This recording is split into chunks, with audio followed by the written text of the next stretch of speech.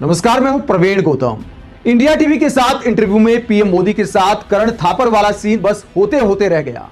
थोड़ा लिहाज कर गए इंडिया टीवी के anchor Saurabh Sharma. India TV के एंकर सौरभ शर्मा ने पीएम मोदी से जो सवाल पूछा और जिस अंदाज में पीएम मोदी ने जवाब दिया, वो दिखाता है कि अगर आउट ऑफ स्क्रिप्ट सवाल आ जाए, अगर देश के सच्चे सवाल पीएम मोदी से पूछे जाएं, तो हालत कैसे खराब हो सकती है। इंडिया टीवी के एंकर सौरभ शर्मा किस बात को लेकर पीएम मोदी से सवाल करते हैं। आपको याद होगा कि पीएम मोदी ने राहुल गांधी के बारे में दावा किया था कि अडानी अंबानी ने माल भेजा है, बोरे भर भर के माल भेजा है, टेम्पो में माल भेजा है, इसीलिए राहुल गांधी ने उनके खिलाफ अब बोलना बंद कर दिया है। कोशिश करें इस चुनाव में ये अंबानी अडानी से कितना माल उठाया है, काले धन के कितने बोरे भर करके रुपये मारे हैं, क्या टेम्पो भर करके नोटे कांग्रेस के लिए पहुंची है, क्या सौदा हुआ है। आपने रातों रात अब अंबानी अडानी इनको गाली देना बंद कर दिया। मतलब कोई न कोई चोरी का माल टेम्पो भर भर करके आपने पाया है। उसके बाद राहुल गांधी, प्रियंका गांधी का जवाब सामने आया था कि हम तो आज भी वैसे ही बोलते हैं और पीएम मोदी बहकी बहकी बात करते हैं। अब इंडिया टीवी के एंकर क्या सवाल करते हैं इस बात को लेकर पीएम मोदी से। सौरभ शर्मा सवाल करते हैं, आपने ये कहा कि ये टेम्पो भरकर माल आया है क्या? कांग्रेस पार्टी के पास बोरों में भर के नोट आए हैं क्या? अडानी अंबानी से माल लिया है क्या? तो वो बहुत बड़ी न्यूज हेडलाइन बनी। प्राइम मिनिस्टर ऑफ इंडिया कोई बात कह रहे हैं तो ये कोई नहीं मान सकता कि इसके पीछे आपके पास कोई जानकारी ना हो, अगर आप सार्वजनिक करना चाहें तो ये सौरभ शर्मा सवाल करते हैं कि अगर अडानी अंबानी ने टेम्पो में भर के, बोरों में भर के राहुल गांधी को, कांग्रेस को नोट भेजे हैं तो आपके पास तो जानकारी होगी।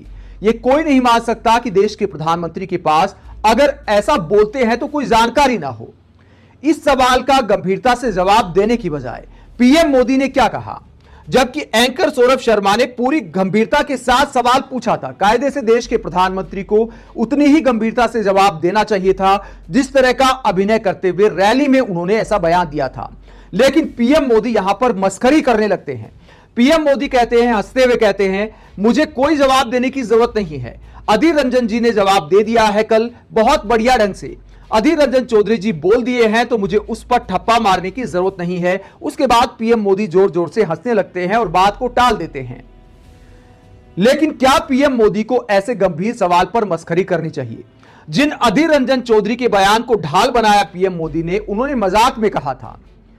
द रेड माइक के साथ इंटरव्यू में अधीर रंजन चौधरी ने कहा था कि टेम्पो तो दूर, मेरे पास एक बैग भेज दे, मैं तो बीपीएल सांसद हूं, हो सकता है उसके बाद विचार करूं कि उनके खिलाफ बोलना बंद कर दूं। इस तरह एक मजाक चल रहा था, मजाक में बोला गया था।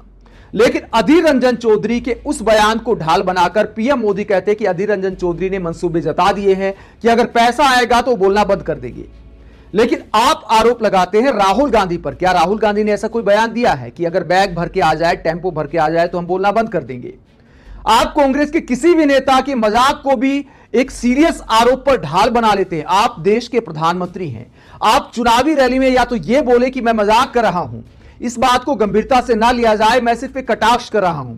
अगर पीएम मोदी ऐसा बोलते तो चल जाता, लेकिन पीएम मोदी ने बाकायदा पूरी गंभीरता के साथ वो बयान दिया था। तो देश के प्रधानमंत्री अगर ऐसा बयान देते हैं तो कोई इंटरव्यू होता है, एंकर सवाल करता है तो गंभीरता के साथ ही उसका जवाब देना चाहिए। लेकिन पीएम मोदी बात को टाल जाते हैं, जो दिखाता है कि पीएम मोदी कितने गंभीर नेता हैं।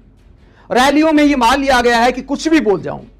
पीएम मोदी को उम्मीद नहीं थी कि कोई एंकर इस तरह का सवाल भी कर लेगा। हालांकि आगे सौरभ शर्मा ने और ज्यादा काउंटर सवाल नहीं किए, लेकिन इतना पूछा, यह भी हिम्मत की बात है। आज के दौर में पीएम मोदी से ऐसा पूछना भी हिम्मत की बात है।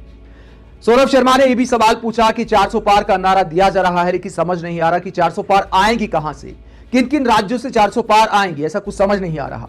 तो पीएम मोदी फिर बात को टाल देते हैं कि 400 तो पहले से मेरे पास है, हमारी सीट अगर मिला दी जाए, एनडीए की सीट मिला दी जाए, जिन्होंने हमें समर्थन दिया उनकी सीट मिला दी जाए, तो 400 का आंकड़ा तो पहले से मेरे पास है, उसके पार जाना है। उसके बाद बात को टाल देते हैं। एंकर सौरभ शर्मा ये भी कहने की हिम्मत कर जाते हैं कि आप 400 पार का नारा तो दे रहे हैं, लेकिन 400 पार आएंगी कहां से? इस इंटरव्यू ने ही पीएम मोदी को एक्सपोज कर दिया कि अगर बिना स्क्रिप्ट के, बिना चापलूसी के सवाल आते हैं तो हालत कैसे खराब हो सकती है। आप सौरभ शर्मा के ऐसे सवाल और पीएम मोदी के ऐसे जवाब को लेकर क्या सोचते हैं? कमेंट बॉक्स में अपनी राय जरूर दें। अगर आप हमारी पत्रकारिता को पसंद करते हैं तो थैंक्स के ऑप्शन का इस्तेमाल करें, वीडियो को लाइक करें, चैनल को सब्सक्राइब करें। नमस्कार।